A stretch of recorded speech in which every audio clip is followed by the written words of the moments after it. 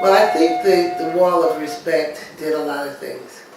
It didn't just show you some people that you may or may not have heard of, but it told you you had the right to recognize them, that you could recognize them in the way that you wanted to. This was, after all, a renegade movement. You know, the artists got up there and did it. They didn't necessarily go through all the permitting processes and all those things to do. They just felt that it was important to do this, and they did it. So it was not just that you got a chance to see the heroes and heroes depicted, but you got a chance to understand that your heroes belong to you, that your art belonged to you, that you could use it to help rescue our sense of pride, and it spurred a movement that went across the country. So the Wall of Respect in some ways didn't, in my estimation, didn't necessarily represent guerrilla art. It represented an opportunity for us to create framing about what we were and what we should be. And that came about as a result of a collective movement. It wasn't independent. Those artists got together with all of us collectively, and we began to look at what is our purpose, like what is the role of art? Is it to move people forward, or is it just to create it for art's sake? And so all the movements, I think, that happened around that period of time were done in tandem. The other thing I like to say about the Wall of Respect is that it grew out of a notion of the need to improve how we felt about ourselves. It became ultimately responsible for a mural movement that took place around the country. But in essence, the reason that the wall was created, and was originally called the Wall of Heroes, was to begin to pay homage to those people that were doing something to benefit our growth as a people. And that's why the images were created and how they were selected for who would be on the wall. So the heroes that are on the Wall of Respect, you know, from Malcolm X to Muhammad Ali to, you know, Rap Brown, and there are two versions. You have the original version, then you have another version of the wall, okay? So I'm looking at the original version, and it must be, I need to give these names out in terms of the painters and the printmakers and the photographers, you know, Sylvia Abernathy, Jeff Donaldson, Elliot Hunter, Wordsworth Gerald, Barbara Jones, Carolyn Lawrence, Norman Parrish, William Walker, and Marna Weaver, and the photographers Billy Abernathy, Daryl Colhert, Roy Lewis, and Robert Syntac, and Edward Christmas, mixed media commercial artist. And this was 1967, okay? And it was destroyed in 1971. And so when you look at the heroes, from John Coltrane to Amiri Baraka to Gwendolyn Brooks to John Oliver Killens to the Nation of Islam, to you know, the major musicians, Muhammad Ali, the boxer, and so forth, that these were heroes that were not in the mainstream in many cases.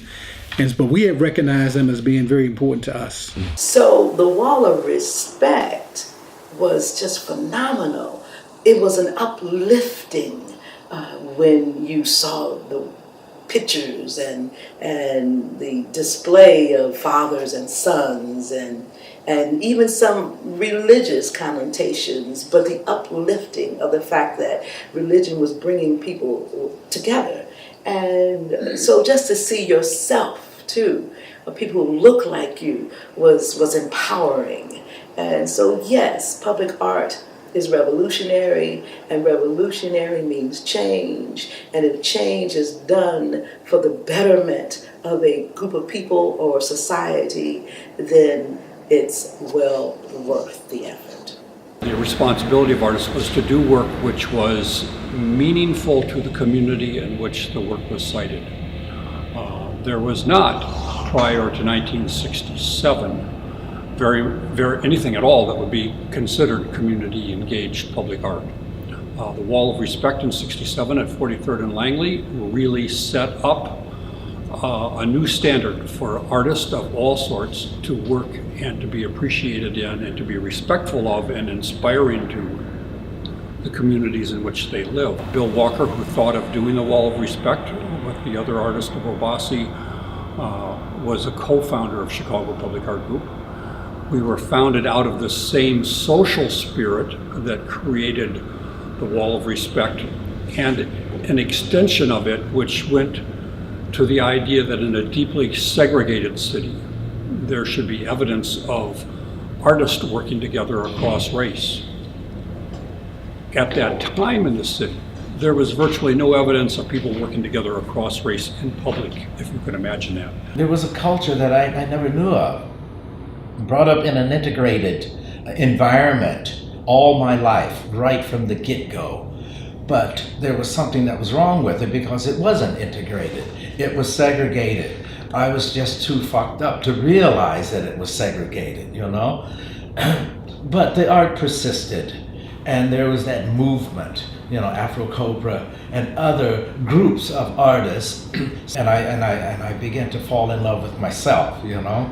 That, damn, when I went to Southern, brothers really turned me around.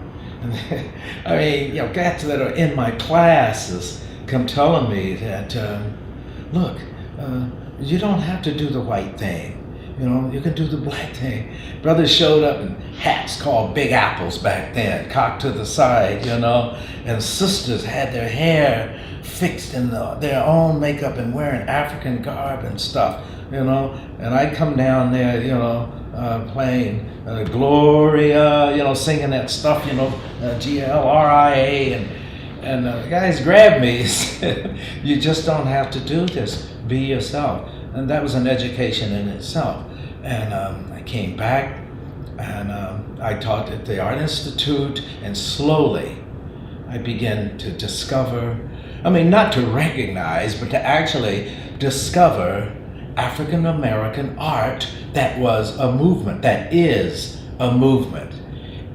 It's just persistent, it leaks, it drips, you know, but water will dissolve a rock if it keeps dripping on it, you know. So that's what the African movement, African American art movement means to me here in Chicago. And look at my work.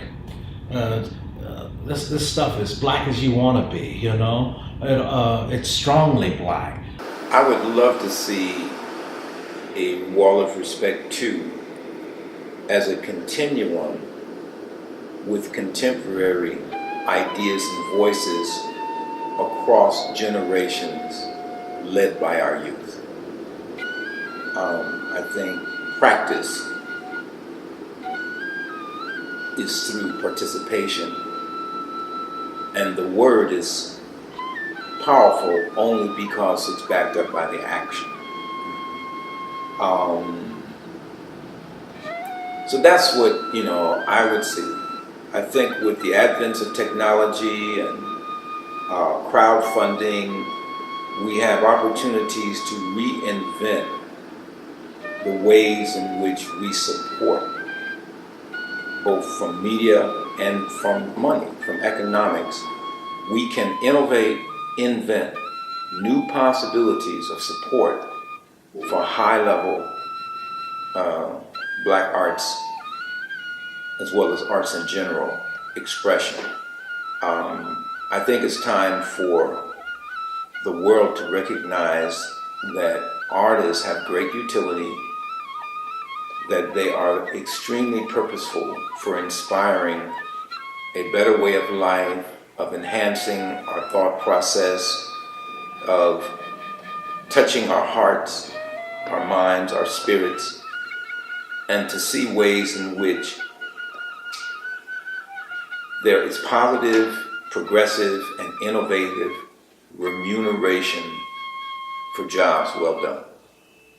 Obviously, in terms of Black Arts Movement, the job was well done.